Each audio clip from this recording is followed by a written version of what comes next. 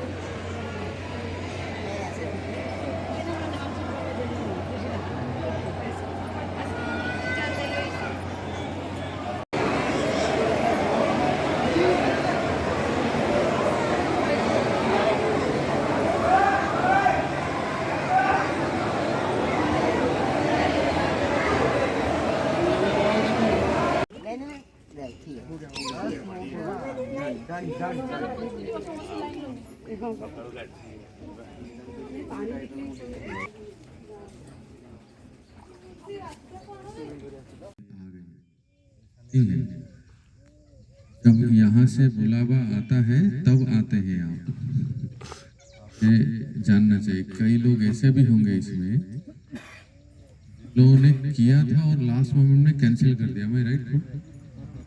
ऐसा भी होता है। अर्थात देखो, भाग्य, कुछ ना कुछ असुविधा हो जाती है। यहाँ जब हम आते हैं ना 2-4 दिन के लिए भी, अपना शरीर, संसार, बिजनेस, व्यापार सब भुवनेश्वर में छोड़ के आना चाहिए। 2-4 दिन के लिए यहाँ पूर्णतया जिस उद्देश्य के लिए आए हैं, मन इसमें लगा ले। 4 दिन में ऐसा कमा लें कि साल भर के लिए रिचार्ज हो जाए। 1 साल में आते हैं ना, तो इसलिए यहाँ एक एक पग में, जो हम ब्रज में एक एक पग चलते हैं ना, अश्वमेध और वाजपेयी और बड़े से बड़े यज्ञ का फल मिलता है। हमारे स्पिरिचुअल बैंक अकाउंट के में क्रेडिट होता है। तो लोग पहली बार आए हैं, ऐसा कोई है जो पहली बार आए? हाथ उठाओ। अरे वाह, बहुत अच्छा, सुंदर। जो लोग पहली बार आए हैं तो उनके लिए तो राधा रानी ने बस उनका नाम अपने खाते में रजिस्टर कर लिया। आने वाली जी की कृपा से ही हम यहाँ आते हैं। लोगों को मतलब मैं इसलिए कह रहा हूँ कि हमें इसका ब्रजभूमि में आना हमारे लिए बड़ा सौभाग्य है। थोड़ी सी सुविधा असुविधा कुछ होती है तो हमें सहन करना चाहिए, कंप्लेन नहीं करना चाहिए। कौन कंप्लेन करता है? हाथ उठाओ। हिम्मत है किसका? सुविधा असुविधा थोड़ा होती है। हमें ये भूमि भोग भूमि नहीं है भक्तों। Please try to understand, I am telling you repeatedly, this place is not for enjoyment. मस्त में रहेंगे, खाएंगे, सोएंगे, स्त्री पुरुष संग करेंगे, गाने सुनेंगे और चुटकुले करेंगे, ये इसके भुवनेश्वर ठीक है। यहाँ बहुत सीरियस प्लेस है ये ब्रज वृंदावन। यहाँ हम आनंद लेंगे, पर भक्ति का आनंद अलग है, उसमें रहेंगे तो इसका लाभ मिलता है। चलिए हम यहाँ से आज की आपकी यात्रा का कथा प्रारंभ करते हैं, जिसको कहते हैं ब्रज रस यात्रा। एक यात्रा तो आप कर रहे हैं, तो ब्रज की यात्रा, लेकिन ये जो अभी हम कर रहे हैं ये ब्रज रस यात्रा, ब्रज की रसमयी कथाओं की यात्रा, जहाँ आप कानों से देखेंगे। किससे देखेंगे? किससे देखेंगे? कानों से देखेंगे, क्योंकि कानों से फिर जब देखेंगे उस स्थान में जाएंगे तो प्रकट हो जाता है। तो अभी आप बरसाना दर्शन करके आए, ध्यान से सुनिए, इसको कहते हैं वृषभानुपुर। वृषभानुपुर, ये वृषभानु कौन है? राधा रानी के पिताश्री। इनके नाम से इस गांव का नाम हुआ बरसाना। अरे क्या बताऊं आपको, हम लोग यहाँ रहते हैं तो बरसाना नाम सुनते ही समाधि आ जाती है। हमारे प्रिया जी, किशोरी जी, लाडली जी, जिनके चरणों की धूल प्राप्त करने के लिए हम लालायित रहते हैं, उनका ये स्थान है बरसाना। तो बरसाने में तपस्या कौन किए हैं? देखिए, ब्रह्मा जी। ब्रह्मा जी के कितने मस्तक हैं? चार। ब्रह्मा जी ने 4 मस्तक में से तपस्या की, इसे प्रार्थना की क्या कि हम आपको आपकी सेवा करना चाहते हैं। क्या सेवा करना चाहते हैं? कि आप और आपके जो प्रियाजू हैं, किशोरी जो हैं, वो हमारे मस्तक में विराजे। ब्रह्मा जी कह रहे हैं, भगवान ने कहा तथास्तु।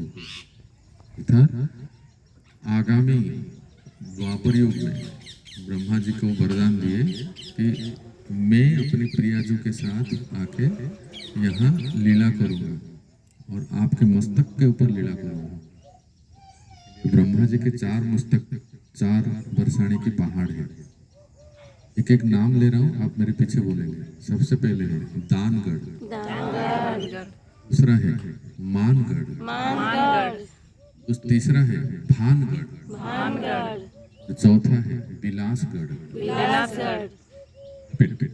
दानगढ़, मानगढ़, भानगढ़ और बिलासगढ़, ये 4 पर्वत हैं। ब्रह्मा जी के 4 मस्तक हैं।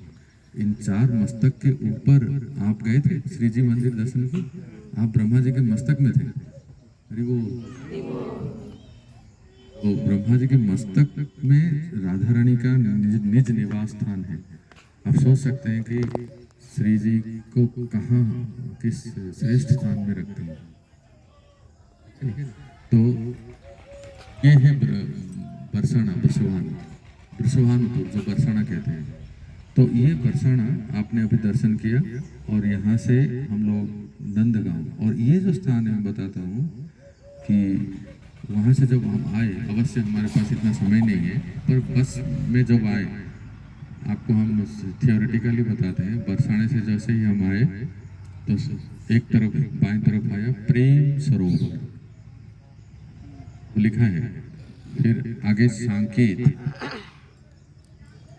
और ऐसे होते होते उद्धव कियारी, जहाँ उद्धव जी आए थे सारे गोपियों को समझाने के लिए। क्या समझाने के लिए? कि कृष्ण तो साक्षात परमात्मा है, आंख बंद करो तो आपको सब जगह दर्शन कर, इतना क्यों रोते हैं? लेकिन श्रीमती राधा रानी जी की कृपा हुई कि उद्धव जी ही भक्त बन गए। हरे कृष्ण, सारा ज्ञान कहीं चला गया, जितना पीएचडी किए थे सब कहाँ चला गया, सब वो भक्त बन गए, अनन्य भक्त राधा रानी। क्या उद्धव जी क्या प्रार्थना करते हैं? अगर मुझे जन्म लेना पड़े, अगर मुझे दोबारा जन्म लेना पड़े तो क्या बनूं? इस ब्रज में कोई घास, लता पता, कोई गुल्म लता बनूं। क्यों? क्योंकि जब गोपियां चल के हुए जाते हैं तो उनके चरण रज हमारे ऊपर पड़े। ब्रज में ये घास पत्ता भी बनना, it's more far better than to become a president of India और अमेरिका। ये कोई राष्ट्र के नायक से भी बड़ा श्रेष्ठ जन्म है जो ब्रज में अगर कोई स्थान मिल जाता है। इसलिए यहाँ मन्नतें मांगते हैं, प्रार्थना करते हैं आके। बोलिए मेरे पीछे, राधे मेरी स्वामिनी। राधे मेरे स्वामिनी। अरे थोड़ा गाइए ना, ये क्या जान नहीं है आप में।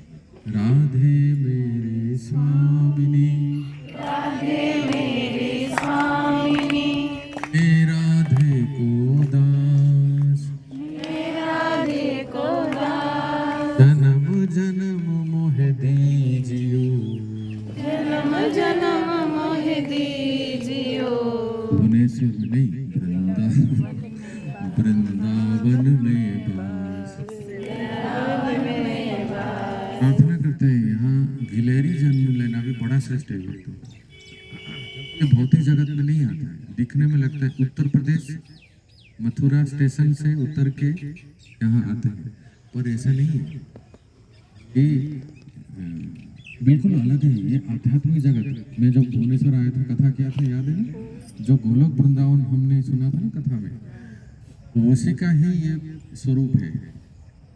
आप लोगों ने कहीं मूवी देखे होंगे, हाँ, जब तो उसी प्रकार से उस वृंदावन धाम में और इस वृंदावन धाम में बिल्कुल अंतर नहीं है। हम अभी इस साधक शरीर में इस वृंदावन में बैठे हैं और हमारे सिद्ध शरीर में उस वृंदावन में बैठे हैं।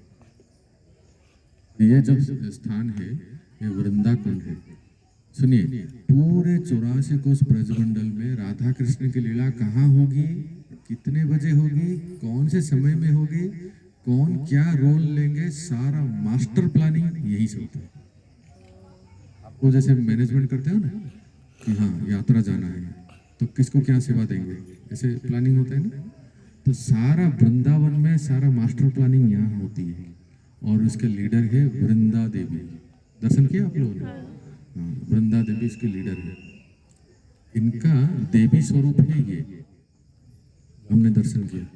पर इनका जो संसार में जो स्वरूप है वो तुलसी वृक्ष है, ठीक है। वृंदा देवी का अपना देवी स्वरूप है और हमारे सामने संसार में तुलसी के रूप में प्रकट होते हैं।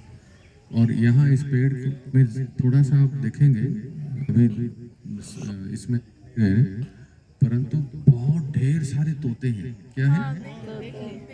दिख रहा है? हाँ, तोते सुआ सुआ है ना, ये सब हाँ देखा, राधे राधे बोल रहे हैं, राधे राधे। इनका नाम लिया तो वो याद किया। ये तोते क्या करते हैं? ये जो तोते हैं वृंदा देवी के दूत है, दूत मैसेंजर, वो दूती भी कहते हैं स्त्रियों को। तो ये दूती है, तो ये यहाँ से प्लानिंग होता है। अगर जैसे एक, हाँ सुनिए सुनिए, अब ये लोग प्लानिंग करते हैं, क्या करते हैं? दूती, जैसे दूत क्या करता है, हम संदेश वाहक है ना, तो दूत क्या, दूती ये करते हैं। जैसे अभी राधा रानी जावत में है, राधा रानी के ससुराल का नाम है जावत, तो कृष्ण अभी जाएंगे हम नंदगांव में, तो मिलाना है, राधा कृष्ण का मिलन होगा, तो कैसे करें? व्हाट्सएप, इंस्टाग्राम, फेसबुक, parrot.com, हाँ बोल रहे हैं। तो वृंदा देवी संदेश देती है, तो राधा रानी के पास जो तोता है उसका नाम है सारिका, मैना, फीमेल पैरट। कृष्ण के पास जो है वो सुखदेव है, सुख। तो संदेश देते हैं कि क्या इस समय सखी प्रिया जी अपने सखियों के साथ सूर्य पूजा के बहाने सूर्य पूजा करने के लिए आते हैं। तो मिलन कैसे होगा? ये तोते जाके संदेश देते हैं कि सखाओं को मिलन होगा। तो ऐसे स्थान में संकेत जो स्थान है, वहाँ संकेत गांव है, नाम है संकेत बिहारी है, वहाँ मिलन होता है। जहाँ भी मिलन होगा पूरे ब्रजमंडल में यही मैसेंजर का काम करते हैं होते जब। तो ये इसलिए ये वृंदावन का सबसे प्रमुख स्थान है जहाँ राधा कृष्ण के मिलन का मास्टर प्लानिंग यहीं से होता है। कौन कहाँ जाएंगे, किस कहाँ मिलन होगा, कहाँ किसको छुपा के जाए, क्योंकि सब जगह नजर बहुत तेज है ना। एक का नाम है जटिला और एक है कुटिला, इनसे बच के भी रहना है। सीसी कैमरा लगे हैं पीछे से, तो जटिला कुटला से बच के राधा कृष्ण को मिलना। एक देखिए, आपको एक लीला बोलता हूँ, फिर आगे जाएंगे हम, क्योंकि ज़्यादा समय दे नहीं सकते। बड़ा आनंद आएगा। एक बार बोल दीजिए प्रेम से, राधे राधे। बरसाने में जब परिक्रमा होती है तो एक तरफ ब्रह्मा जी के पहाड़ है, दूसरे तरफ विष्णु जी के पहाड़ है, और बीच का जो रास्ता है इसको कहते हैं सांकरिक हो। ब्रज ब्रज भाषा में संकरा का अर्थ है संकीर्ण, हमारे कहते हैं ना संकीर्ण रास्ता, तो सांकरिक हो। तो सांकरिक होर की लीला एक छोटी सी सुनते हैं, फिर आगे और कथा सुनेंगे। देखिए, इससे पहले मैं आपको बता देता हूँ, राधा कृष्ण की लीला सुनते समय हमें क्या सोचना चाहिए कि ये कोई साधारण स्त्री पुरुष नहीं है, कोई यहाँ सिनेमा की चर्चा नहीं हो रही, कोई यहाँ भौतिक कोई लड़के लड़की के अफेयर की नहीं चर्चा हो रही। परात्पर परमेश्वर परब्रह्म श्री श्री जगन्नाथ और उनके अंतरंग शक्ति हृदयेश्वरी, मुखेश्वरी, क्रियेश्वरी, ब्रजेश्वरी, सुधेश्वरी, त्रिवेद भारतीश्वरी, प्रमाण शासनेश्वरी, ऐसे ब्रजेश्वरी वृंदावन श्रीमती राधा रानी के अभिन्न स्वरूप श्री कृष्ण के चर्चा में इनकी कथा सुनेंगे तो हमारी चित्त शुद्धि होती है और हमें राधा कृष्ण की प्रेम भक्ति प्राप्त होता है, जो आपके सामने है। प्रेम से बोलो जय जय श्री राधे। एक बार की बात है, सब हर दिन की तरह गोपियां अपने मस्तक पे दही माखन ये सब लेके जाते हैं बेचने के लिए, और आपके ये जो नटवर लाल श्याम सुंदर बंसी वाले जगन्नाथ अपने सखाओं के साथ क्या करते हैं, आते हैं और सारे सखियों को परेशान करते हैं, छीना झपटी करते हैं। एक टैक्स दो, टैक्स, टोल टैक्स, जब तक टोल टैक्स नहीं दोगे तो आगे नहीं बढ़ेंगे। तो गोपियों को बहुत परेशान करते हैं, छीनते हैं और छीना झपटी करते हैं और जबरदस्ती करते हैं। तो एक बार गोपियों ने कहा, सोचा कि ये जो नंद के लाला है ना, अपने आप को समझता क्या है, नटवर लाल, इनको एक दिन हम शिक्षा देंगे। तो सारे गोपियों ने प्लान किया, और लीडर कौन है सुनिए, ललिता। ललिता के सामने कृष्ण भी डरते हैं, दबा के रखती है। राधा रानी भी अगर चाहे तो कृष्ण से मिलने के लिए ललिता अगर ऐसे आंख टेढ़े कर देगी ना, राधा रानी भी संकोच करती है, क्योंकि उम्र में भी बड़ी है ललिता और लीडर है, लीडर। कुछ कुछ ग्रुप में ऐसे होते हैं ना, एक लीडर, हाँ ऐसे समझ जाइए, बताने की जरूरत नहीं। तो ललिता सखी ऐसे लीडर है। तो ललिता क्या करती है कि प्लान बनाती है, कहती है जितने गोपियां हैं ना सब आ जाओ, सब पास में आओ, सबको बुलाते हैं, जैसे आप लोग यहाँ बैठ गए। फिर यहाँ मास्टर प्लान होता है, देखो हम लोग जितने पहाड़ के पीछे जो झाड़ियां हैं, कंदराएं हैं, सब छुप जाएंगे, ठीक है। और ये कुछ गोपियों को हम आगे भेजेंगे कि आप लोग दही माखन लेके हर बार की तरह जाइए। और ये जो दस्यु के सरदार, चोर नंबर 1 जिनका नाम है माखन चोर, ये जब अपने ग्रुप के साथ आएंगे छीना झपटी करने के लिए, आप बस इशारा देना, 5 मिनट 5 मिनट। ये सारे जो सखियां हैं वो प्लान कर लिया ऐसे। उसके बाद कृष्ण हर बार की तरह ये सब छुप गए, छुप के फूल के बॉल्स बनाए, फ्लावर के बॉल मारेंगे तो एक तो लगेगा पर कष्ट नहीं होगा, ऐसे बॉल्स बनाए। तो ये सब सखियां जैसे आप देख रहे हो झाड़ियों में ऐसे अलग अलग जगह पे छुप गए थे।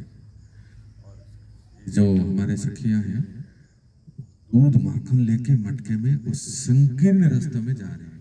तो दोनों तरफ पहाड़ है और रास्ता बीच में, वास्तव में एक एक व्यक्ति ही जा सकते हैं, उसका नाम है सांकरिक। और जैसे ही कृष्ण ने देख लिया और सखाओं को बोले, माल आ गया है, चलो हमला कर दे। तो श्री कृष्ण सारे सखाओं के साथ अटैक, क्या अटैक, सारे गोपियों के सामने आ गए, जो लेके जा रहे हो सब हमारे सामने रखो, नहीं तो हम आगे नहीं बढ़ने देंगे। तो गोपियां भी बोले, तुम कौन होते हो? तुम कौन होते हो हमें रोकने के लिए? क्या नितिन गडकरी ने तुम्हें अपॉइंट किया है क्या ट्रांसपोर्ट मिनिस्टर? कौन होते हो तुम? नहीं जानते मुझे? अरे मेरे बाप जो है यहाँ ब्रज के राजा हैं, नंद बाबा हैं, 9 लाख गाय हैं उनके, रखो अपने पास। इस ब्रज के राजा कोई नहीं है, ब्रज की रानी है राधा रानी। बोल राधा रानी की ब्रज की रानी है बस। बहुत छीना झपटी हुआ और जैसे उन्होंने छीनने का कोशिश किए मटका दही दूध, तो तुरंत गोपियों ने इशारा कर दिया। ओ माय गॉड, क्या कहें इतने। एक एक सखा के लिए 10-10 गोपी घेर गए से, और घेर के ये है ना ऐसे मारे यहाँ गुलचा। बहुत माखन चोरी करना। माखन खाओगे? आओ अभी खिलाते हैं माखन।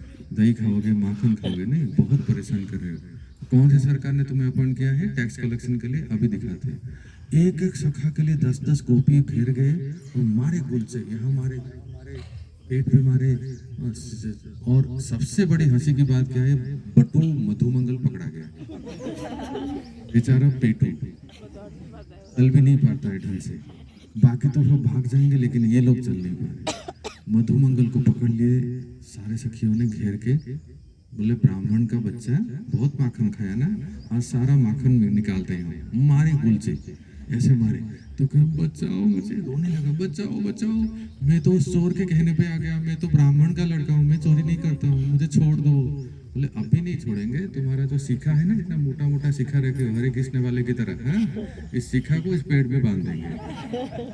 और जो बरगद का पेड़ का जो लटकता है ना, उसमें मधुमंगल के शिखा को बांध देंगे। वो इतना पीड़ा होता है, उसको खींच रहे थे, ये प्राण जैसे निकल जाए, ऐसे चिल्ला रहे थे। अब की बार नहीं करेंगे, कभी डकैती नहीं करेंगे, एक बार छोड़ दो बस। बहुत चिल्ला रहे थे, नहीं ऐसे नहीं छोड़ेंगे। इतने दिनों से जो चोरी किया, सारे माखन दही माखन खाया, सब अब पिघल के निकलेगा, अभी सब निकालेंगे। तो मधुमंगल को एक एक सखा को 10-10 सखी। अब जरा सुनिए, जो इनके सरदार कौन है? कृष्ण। इनके साथ क्या हुआ? इनको तो ललिता पकड़ ली और उनके जो सखियां हैं सब पकड़ लिए। बोले सबसे पहले इनको पकड़ के लेके जाओ हमारे रानी के पास।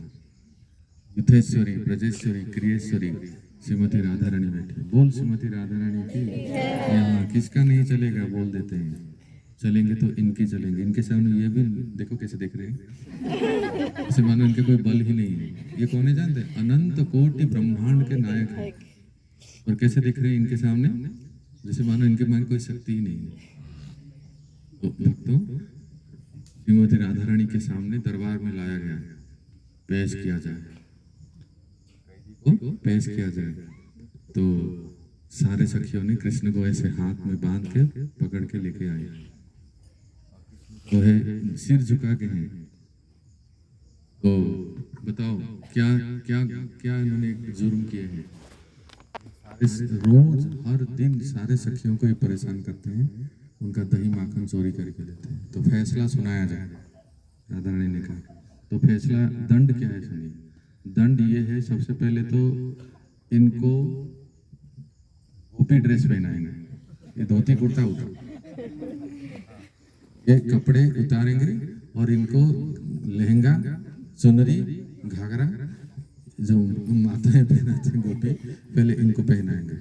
और ये जो लंबे लंबे घुंघराले बाल रखे हैं सबको दिखा रहे हैं ना, इसको चोटी बांधेंगे। और इतना नहीं, इनको काजल लगाएंगे। भगवान, सब लोग डर गए। देखो कितना ह्यूमिलिएशन है ना। वो स्कूल में पढ़ते थे, कोई लड़का बदमाश होता था ना, उसको लड़कियों के पास बैठा देता, सही में। और नहीं सुनता था ना, वो उधर बैठे और सारे लड़कियों के साथ इसका तो मेल्ट हो जाता था। सब लोग चिढ़ाएंगे ना, अरे छक्का कहेगा, शर्म नहीं आता है उनके सामने जाके बैठते। तो उसके बाद वो पूरा सुधर जाता है। तो कन्हैया को आपके श्याम सुंदर, गोविंदो, महादेव सबको बहुत उनको लहंगा पहनाए, चुनरी डाले, गोपी ड्रेस पहनाए, सिंदूर लगाए और काजल लगाए। बोले इतने से नहीं हुआ, और क्या किया जाए? मटका इनके सिर के ऊपर रखो। जिस रास्ते से हम जा रहे थे वैसे इनको चलाओ, चलो चलो, तो छोड़ दो। नहीं छोड़ेंगे, बहुत माखन खाए ना, चुराए हुए, हमको बहुत परेशान किए। अभी गोपी बन के दिखाओ तब हम आपको बताते हैं। गोपी बनना इतना आसान नहीं है। तो मटका सिर के ऊपर रखे, जिस रास्ते से कृष्ण गोपियाँ जाते हैं कृष्ण को उस रास्ते से चलाए। धीरे धीरे चल के जा रहे हैं तो पीछे से ललिता ने एक पत्थर निशाना लगाया निशाना और मटके के ऊपर लगाया, दूर से मटका फूट गया। तो सारे दही माखन आपके श्याम सुंदर के गोविंदम आदि पुरुषम तमहं अभिषेक हो गया पूरा। और उन्होंने क्षमा मांगा, श्री जी के चरणों में गिर गए। फिर बोलो, हमारे पीछे बोलो, उसको कृष्ण को बोलो, बोलो हे राधा रानी। नहीं, कृष्ण बोल रहे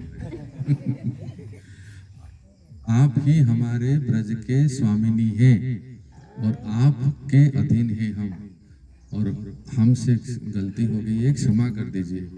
आपसे आपको हम कभी भी चिढ़ाएंगे नहीं, कभी नहीं सताएंगे। जैसा क्षमा मांगे फिर उनको छोड़े। बोल श्रीमती राधा रानी की सांकरी खोर की लीला है। ऐसे एक एक इंच में, फिर क्या हुआ, यहाँ क्या हुआ, यहाँ क्या हुआ, एक इंच में एक एक जगह पे बहुत सारे लीलाएं हुए हैं। तो कुछ यहाँ करते हैं और कुछ भुवनेश्वर में करते हैं नहीं तो फिर आप भूल जाएंगे फिर, है ना। तो इसलिए अभी यहाँ विराम देते हैं, आगे बढ़ते हैं। प्रणाम कीजिए और आगे हम जाएंगे टेर कदम और आशीश्वर महादेव, फिर नंदगांव का दर्शन करेंगे। श्री श्री राधा श्याम सुंदर की जाने से पहले एक बात बता देता हूँ। आज मुझे याद दिलाइए आप कि प्रभु जी वृंदावन में जब आते हैं तो हमें क्या करते हैं, दान मांगते हैं, है ना। तो यहाँ जो भी आते हैं हम यहाँ कुछ सेवा करना चाहिए। वैसे आप जहाँ भी जाते हैं थोड़ा बहुत सेवा कीजिए, पर हम जहाँ से आए हैं इस्कॉन भागवत महाविद्यालय